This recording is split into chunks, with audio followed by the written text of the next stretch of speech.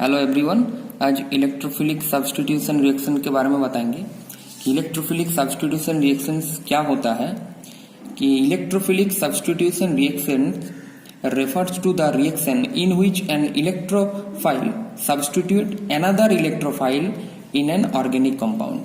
मतलब कोई एक ऑर्गेनिक कंपाउंड में एक इलेक्ट्रोफाइल अदर इलेक्ट्रोफाइल को रिप्लेस करता है, उसको इलेक्ट्रोफिलिक सब्स्टिट्यूशन रिएक्शन बोलेंगे।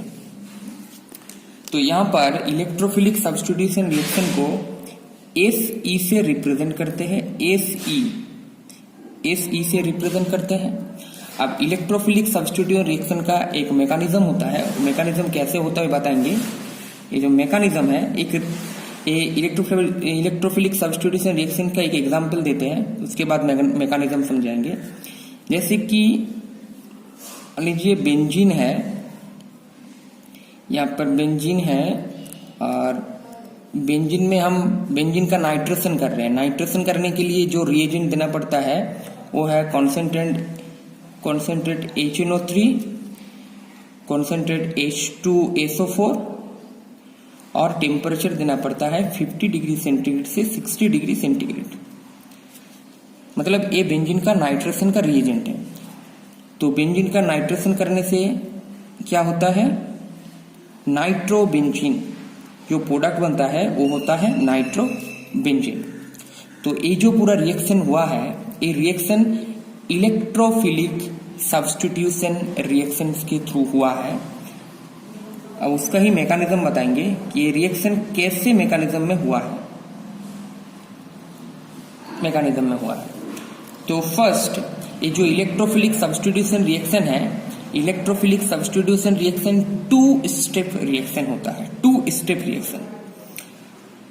तो यहां पर जो हम रिएजेंट यूज किए हैं, तो कॉन्सेंट्रेट HNO3 और कॉन्सेंट्रेट H2SO4, ये 2 एसिड का रिएक्शन होगा। रिएक्शन होने के बाद इससे ही ए जो इलेक्ट्रोफाइल है NO2, यही इलेक्ट्रोफाइल जनरेट होता है HNO3 और H2SO4 से। मतलब यहाँ पर जो इलेक्ट्रोफाइल जनरेट होगा NO2 प्लस और बनेगा H3O प्लस और बनता है 2HSO4 माइनस, एक चीज बनता है 2H2SO4। मतलब ये पूरा रिएक्शन, ये रिएक्शन में ये इलेक्ट्रोफाइल जनरेट होता है। अब मैकेनिज्म का जो फर्स्ट स्टेप है इलेक्ट्रोफिलिक सब्स्टिट्यूशन रिएक्शन का, उसका क्या होता है, फर्स्ट स्टेप में कार्बोकेटायन का फॉर्मेशन होता है फर्स्ट स्टेप में। तो ये हो गया बेंजीन। अब बेंजीन का ये हो गया पाई इलेक्ट्रॉन्स, ये हो गया पाई इलेक्ट्रॉन्स। तो फर्स्ट स्टेप जो होता है वो स्लोएस्ट स्टेप होता है। फर्स्ट स्टेप वो स्लो होता है। क्यों? पिछले वीडियो में बताए थे कि जो कार्बोकेटायन फॉर्मेशन स्टेप होता है वही रिएक्शन का रेट डिटरमाइंड स्टेप होता है और वही होता है स्लोएस्ट स्टेप। तो यहां पर जो होगा, यहां पर जो इलेक्ट्रोफाइल है NO2 प्लस, तो यहां पर जो NO2 प्लस इलेक्ट्रोफाइल है, तो NO2 प्लस का यहां पर फर्स्ट अटैक होगा पाई इलेक्ट्रॉन। बेंजीन का जो पाई इलेक्ट्रॉन होगा वो पाई इलेक्ट्रॉन फर्स्ट यहाँ पर ट्रांसफर होगा, या मान लीजिए यहाँ पर ट्रांसफर हो सकता है, या ए पाई इलेक्ट्रॉन यहाँ पर ट्रांसफर हो सकता है, या ए पाई इलेक्ट्रॉन यहाँ पर ट्रांसफर हो सकता है। मतलब कोई भी कार्बन में ट्रांसफर हो सकता है पाई इलेक्ट्रॉन, और उसके बाद यहाँ पर अटैक हो सकता है।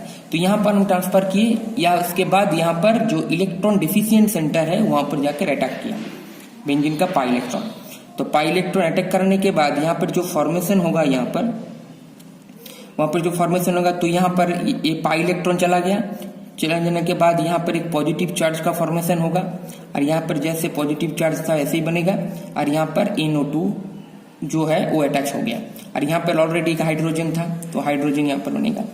तो और यहाँ पर जो है पॉजिटिव चार्ज का यहाँ पर डिलोकलाइजेशन होगा, मतलब रेजोनेंस होगा अंदर में। तो रेजोनेंस कैसे होगा यहाँ पर, तो यहाँ पर रेजोनेंस होगा, मतलब ऐसे रेजोनेंस होगा। तो यहाँ पर डबल बॉन्ड आ गया तो पॉजिटिव चार्ज यहाँ पर बनेगा। क्यों? पाई बॉन्ड यहाँ पर ट्रांसफर हो गया तो पॉजिटिव चार्ज यहाँ पर बनेगा, और यहाँ पर पॉजिटिव चार्ज है, यहाँ पर NO2 और यहाँ पर H ऐसे, और एक बनेगा। तो थर्ड स्टेप में ऐसे रेजोनेंस होगा। तो यहाँ पर जो बनेगा, यहाँ पर प्रोडक्ट, तो यहाँ पर डबल बॉन्ड है, यहाँ पर डबल बॉन्ड है और पॉजिटिव चार्ज यहाँ पर बनेगा, तो यहाँ पर हाइड्रोजन है और यहाँ पर NO2 है। तो ये पूरा जो कॉम्प्लेक्स है, इस पूरा कॉम्प्लेक्स को बोलेंगे सिग्मा कॉम्प्लेक्स। ये पूरा कॉम्प्लेक्स को बोलेंगे सिग्मा कॉम्प्लेक्स या बोल सकते हो कार्बोकेटायन। ठीक है, तो ये फर्स्ट स्टेप हो गया। फर्स्ट स्टेप में क्या जनरेट हुआ? कार्बोकेटायन। अब सेकंड स्टेप में क्या होगा? सेकंड स्टेप में यहाँ से जो प्रोटॉन है H+ वो रिलीज हो जाएगा। प्रोटॉन रिलीज होगा मतलब यहाँ पर जो प्रोडक्ट बना है, ये जो प्रोडक्ट बना है यहाँ पर जो पॉजिटिव चार्ज जैसा बना है NO2 और H, ये प्रोडक्ट। सेकंड स्टेप में क्या होगा? स्लो स्टेप है तो सेकंड वाला फर्स्ट स्टेप होगा। तो फर्स्ट स्टेप में यहाँ पर HSO4- जो न्यूक्लियोफाइल है HSO4-, यहाँ पर जो HSO4- है वो न्यूक्लियोफाइल यहाँ पर क्या होगा? प्रोटोनेटेड होगा, मतलब यहाँ से प्रोटोन को एक्सेप्ट कर लेगा। तो प्रोटोन को एक्सेप्ट करने से यहाँ पर क्या हो जाएगा? यहाँ पर डबल बॉन्ड फॉर्मेशन हो जाएगा। यहाँ पर डबल बॉन्ड फॉर्मेशन हो जाएगा मतलब पूरा यहाँ पर जो नाइट्रोबेंजीन है वो बन जाएगा NO2, और यहाँ पर डबल बॉन्ड था, यहाँ पर एक था और यहाँ पर, मतलब पूरा जो नाइट्रोबेंजीन का फॉर्मेशन हुआ, ये जो पूरा रिएक्शन है बेंजीन से नाइट्रोबेंजीन फॉर्मेशन होने का जो रिएक्शन है वो ऐसे मैकेनिज्म के थ्रू होगा। तो यहाँ पर ये नाइट्रोबेंजीन बन गया। तो ये बेंजीन से बना नाइट्रोबेंजीन। तो ये है इलेक्ट्रोफिलिक सब्स्टिट्यूशन रिएक्शन का मैकेनिज्म। तो ये फर्स्ट स्टेप में हुआ, एक सिग्मा कॉम्प्लेक्स फॉर्मेशन हुआ फर्स्ट स्टेप में, और सेकंड स्टेप में होगा न्यूक्लियोफिलिक अटैक, मतलब प्रोटोनेटेड होगा, HSO4- प्रोटोनेटेड होगा। तो प्रोटोनेट होने के बाद यहाँ पर डबल बॉन्ड फॉर्मेशन हो जाएगा तो नाइट्रोबेंजीन होगा।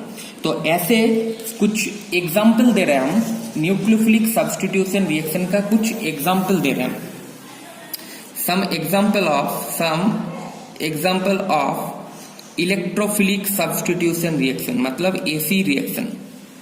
कुछ एग्जाम्पल ऐसा है, जैसे फर्स्ट एक एग्जाम्पल दे रहे हम, हैलोजिनेशन ऑफ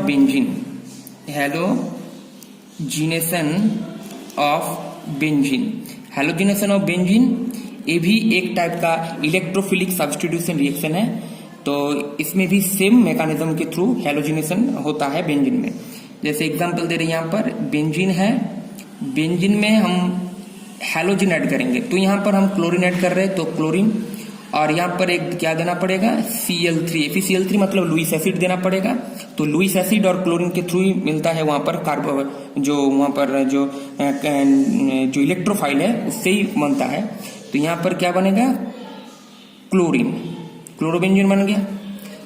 और एक एग्जाम्पल हो सकता है नाइट्रेशन। तो नाइट्रेशन का तो एग्जाम्पल पहले ही बोले थे। और हो सकता है सल्फोनेशन। तो सल्फोनेशन ऑफ बेंजीन ये भी बनेगा। ये भी इलेक्ट्रोफिलिक सब्स्टिट्यूशन रिएक्शन के थ्रू होता है। तो बेंजीन का सल्फोनेशन करने के लिए यहाँ पर बेंजीन और उसके बाद कॉन्सेंट्रेट एस्टोसोफोर और हीट देना पड़ेगा। तो यहाँ पर क्या बनेगा? Benzene sulphonic acid. तो ये जो बना SO3H, ये भी इलेक्ट्रोफिलिक सब्स्टिट्यूशन रिएक्शन के थ्रू बनेगा।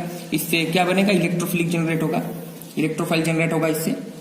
तो थर्ड एक एग्जांपल दे सकते हैं कि फ्रीडल-कैफ्ट रिएक्शन।